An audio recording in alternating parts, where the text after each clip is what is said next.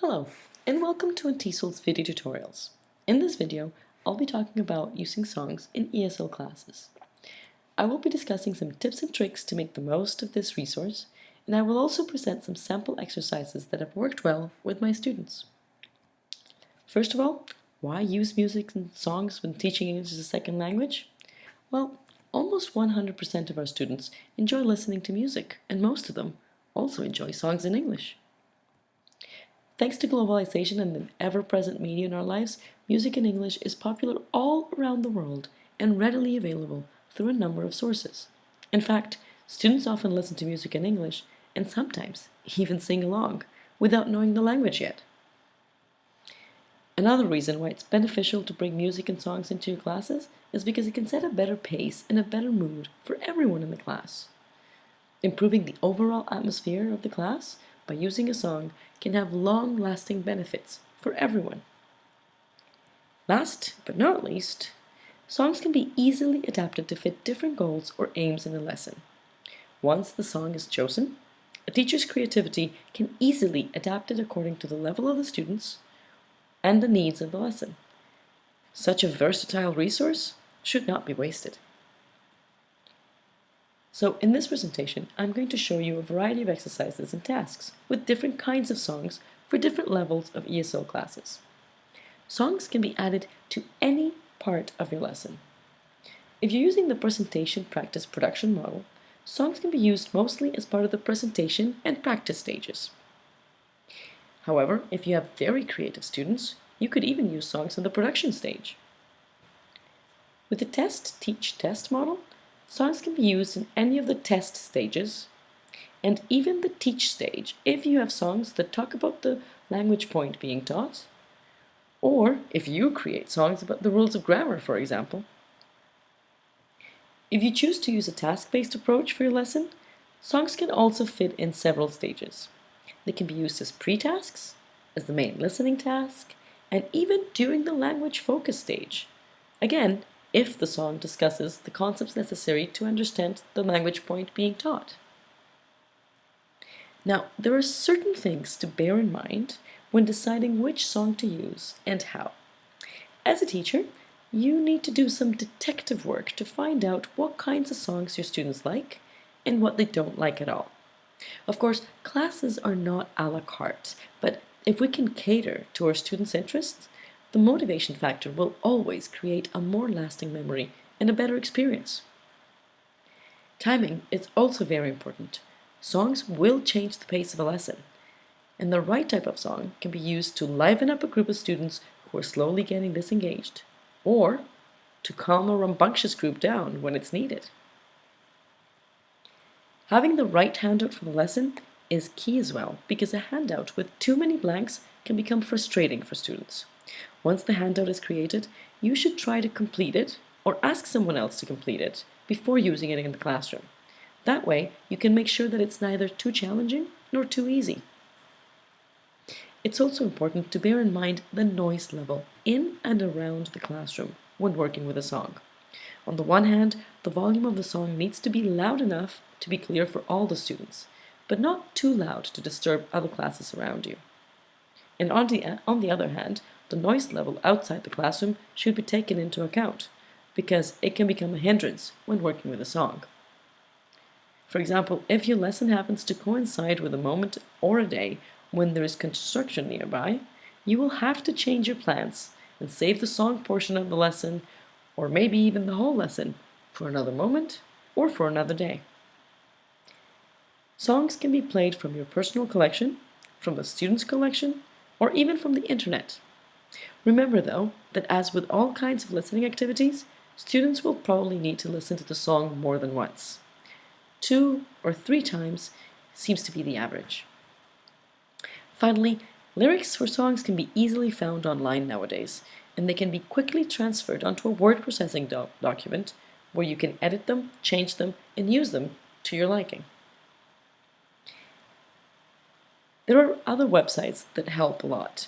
The website lyricstraining.com is a great free online resource with a wide variety of songs and videos for students to practice and work on, either in class or at home. On this website, students can choose a song to work on, and as it plays, they have to fill in the blanks. The level of difficulty can be chosen, and it's also interesting that each song includes the type of English that it uses. As the song progresses, students can complete the blanks. If they're running behind, the song is automatically paused and restarts when they complete the word or when they skip it by pressing the tab key. Finally, the website runs on a timer and it keeps track of how many words were completed correctly in order to give students a score at the end of the exercise. This website can be used as part of a lesson, or it can be assigned to students to do on their own at home to continue practicing. It's believed that when students listen to music and sing about what they must learn, auditory learners especially, and all students in general, have a higher chance to succeed. To this effect, the website educationalrap.com was created, and it provides a variety of raps that can be purchased and downloaded for use in the classroom. Here's an excerpt of the rap about prefixes, suffixes, and roots that is very helpful for higher, intermediate, and advanced learners. These raps can be used as part of the presentation in a presentation practice production lesson, or the language focus stage in a task-based lesson. They can also be edited and blanks can be added, and they can be used as part of the practice stage in any lesson. With popular songs, one of the typical ways of including them in the classroom is to edit the lyrics and add blanks, making the song a closed exercise for students to complete. Some songs lend themselves very well to be turned into exercises on verb tenses, for example, by just blanking the verbs and asking students to listen and complete. If the teacher decides to leave the base form of the verb in the lyrics between brackets, students can be asked to try and fill in the blanks before listening and use the listening portion of the exercise to check their answers. This can be seen here in the example of the song Amazing by Aerosmith. If the blanks do not include the verbs in base form, students would have to listen and complete the blanks and then take up answers with a classmate or as a whole class. This can be seen here in the example of I Still Haven't Found What I'm Looking For by U2. This song is actually excellent to introduce the topic of present perfect tense, a tense that is often quite complicated for students. Other songs that can be used to illustrate the different uses of the same tense are I've Just Seen a Face by the Beatles and We Are the Champions by Queen. The example here of Colors of the Wind by Vanessa Williams can also be used to teach the present perfect tense, but in this case, it would be the question form. When students listen to the song, they can put the words in order and form the question, and in that way, they're learning about the structure.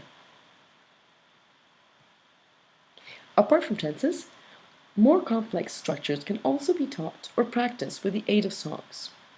The fact that often phrases are repeated in songs becomes a somewhat natural way of drilling a structure that students need to learn. One of the examples presented here with the song This Used to Be My Playground by Madonna also includes another exercise in which students need to put verses in order in the lyrics. This simpler exercise keeps the students focused while not presenting too much of a challenge, since the focus of this exercise would be to drill and practice the structure of used to plus the base form of the verb to express past habits. The song If I Had $1,000,000 by the Barenaked Ladies is also an excellent way to drill the structure for the second conditional, while also presenting a topic that can derive in many follow-up activities due to its very engaging theme. Now, there are many songs that deal with interesting themes and topics that can spark great discussions in the class. These can be used for excellent lessons focusing on listening and speaking skills, in which students can be encouraged to discuss their opinions. First of all, Skater Boy by Avril Lavigne can be used to talk about stereotypes and choices one makes when you're young or a teenager. Students can be asked to write the story of the characters in the song, for example. There are many songs, especially country music songs, that can be used for this as well. The song Back When by Tim McGraw can be used to discuss some taboo language and some words that have changed their meaning with time. It is important for students to be aware of these words and of the need for the proper register when they're learning and using a second language. An excellent song to discuss a lot of different personal opinions is the song Affirmation by Savage Garden. There are many different statements made throughout this song that can spark a variety of discussions. A great activity that can be carried out with this song is called corners. 3 corners of the room are marked as I agree, I don't agree, and I'm not sure, respectively.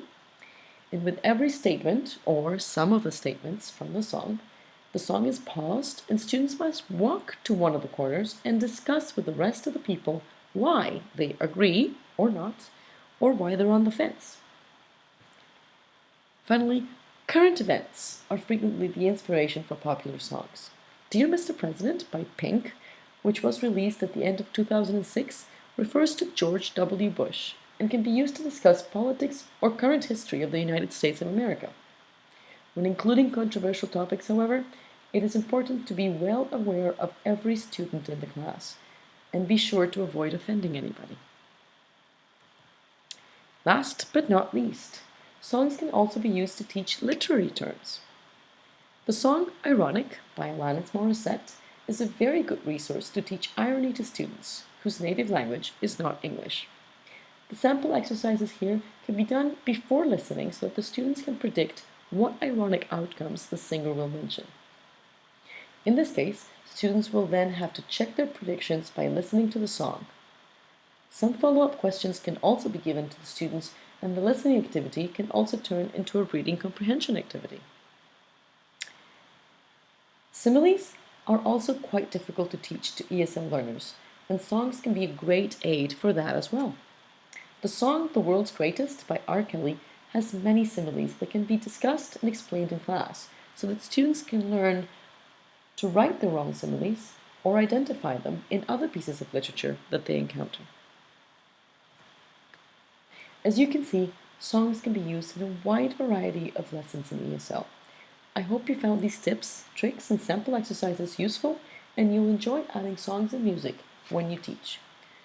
You will surely create memorable lessons by adapting the songs to what your students need and what they like. Thank you for joining us, and remember to visit Aunt TESOL's YouTube channel for more free video tutorials, and go to auntTESOL.com for information on our accredited TESOL courses.